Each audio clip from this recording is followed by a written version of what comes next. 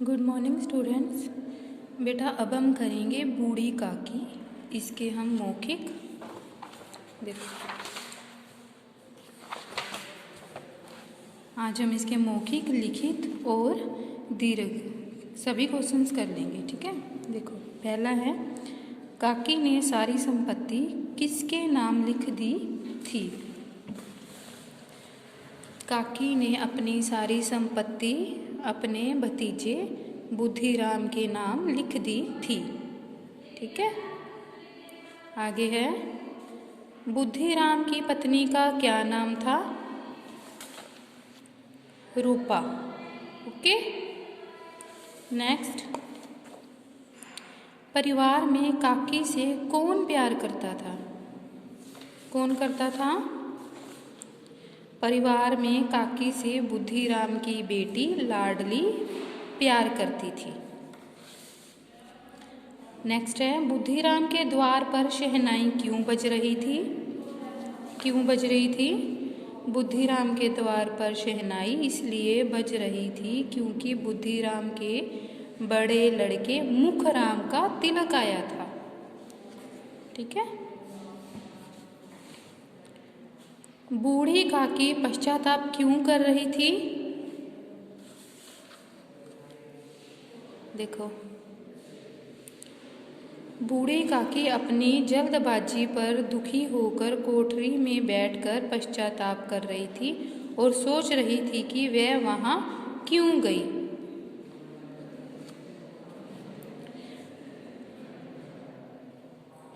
बूढ़ी काकी पतले क्यों चाट रही थी? देखो, बूढ़ी काकी शुद्धातुर होकर पत्तल चाट रही थी। काकी के लिए थाली परोसकर कौन लाया? कौन लाया? काकी के लिए थाली परोसकर रूपा लाई। ठीक है, आगे हैं लिखित। देखो, लिखित क्वेश्चंस हैं ये रे। बुढ़ापे में बचपन का पूरा पुनरागमन होता है। पाठ के आधार पर इस कथन को अपने शब्दों में लिखिए।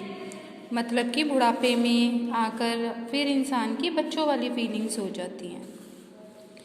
काकी ने अपनी सारी संपत्ति अपने पति के भतीजे के नाम लिख दी थी क्योंकि काकी के लिए उसके सिवा इस दुनिया में अब कोई ना था।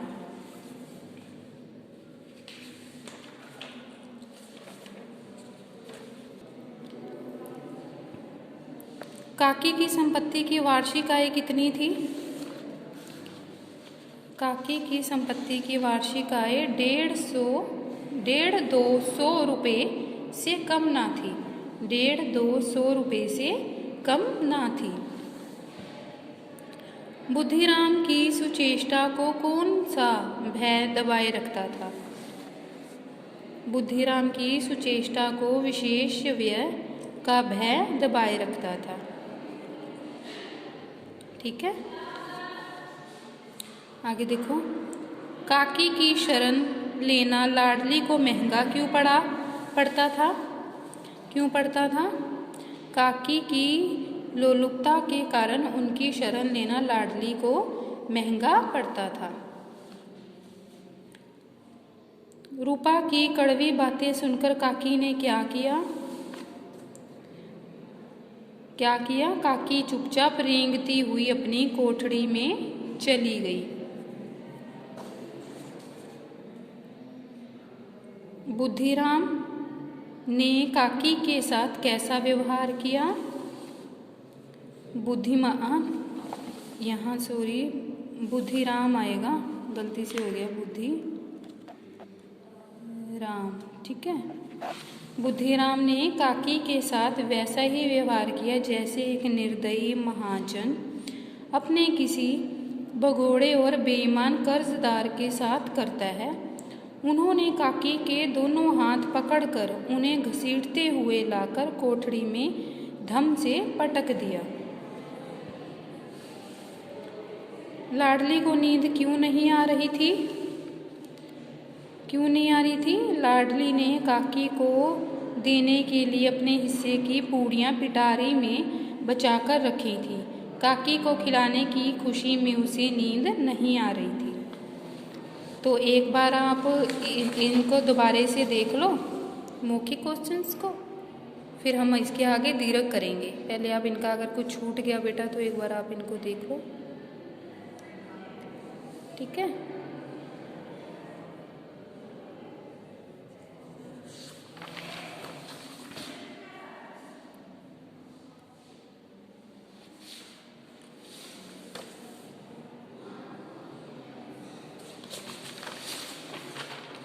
अब हम करेंगे दीर्घ क्वेश्चन आंसर। देखो, पहला है बुढ़ापे में बचपन का पुनरागमन होता है। इस पाठ के आधार पर इस कथन को अपने शब्दों में स्पष्ट कीजिए।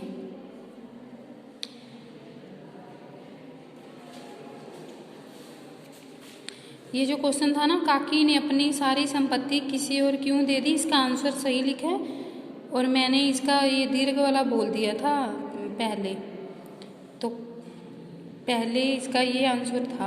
क्वेश्चन ये था, जैसे लिखित का पहले एक बार आप दोबारे से देखो, मैं आपको दोबारे से करवा देती हूँ। देखो, पहला है काकी ने अपनी सारी संपत्ति किसी और क्यों दे दी। काकी ने अपनी सारी संपत्ति अपने पति के भतीजे के नाम लिख दी, के नाम लिख दी थी, क्योंकि काकी के लिए उसके सिवा इस दुनिया में अब कोई ना था।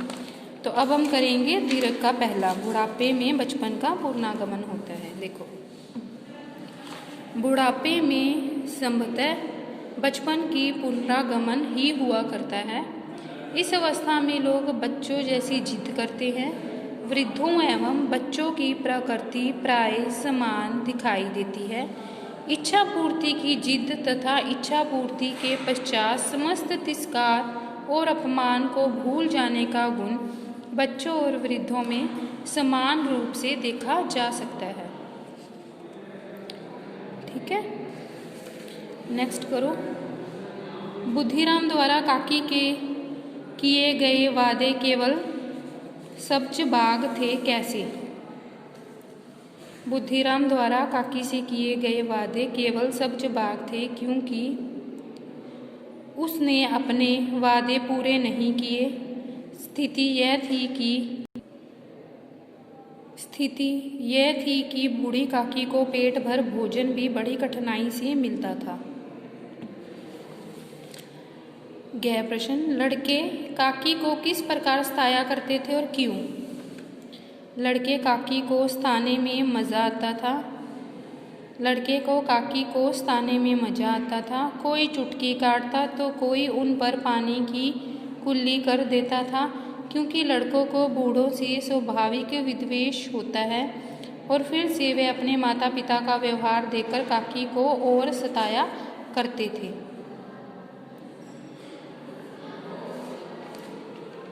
नेक्स्ट है, काकी धीरे धीरे रेंगते हुए कढ़ाई के पास आकर क्यों बैठ गई। देखो, काकी धीरे धीरे रेंगती हुई कढ़ाई के पास आकर बैठ गई, क्योंकि वह श्रुतावर्धक सुगंधित से लालियत हो उठी थी और उन्हें वहां जाकर बैठने से कुछ धैर्य महसूस हुआ था। ड है, लाडली की आवाज़ सुनकर काकी की क्या प्रतिक्रिया हुई। लाडली की आवाज़ सुनकर काकी ने उसकी आवाज़ पहचानी और फौरन उठ बैठी। लाडली को अपनी गोद में बैठा लिया तथा उसकी लाई हुई पूड़ियों को 5 मिनट में खा लिया।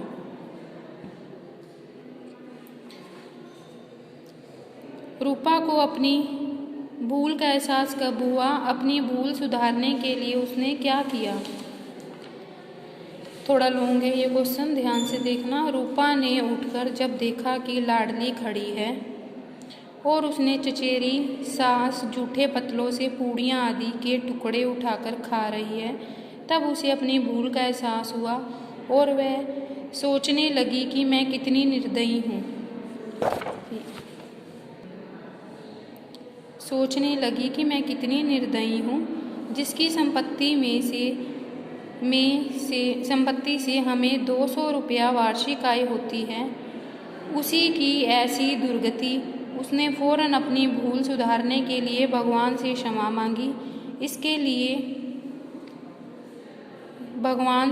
मांगी। इसके साथ ही फटाफट खाने का सारा सामान थाली में सजाकर बूढ़ी काकी के लिए ले आई तथा काकी से भी क्षमा मांगी।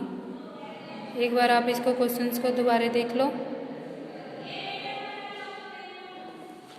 लास्ट क्वेश्चन है, आपके विचार में बुद्धिराम और रूपा को काकी के साथ कैसा व्यवहार करना चाहिए था?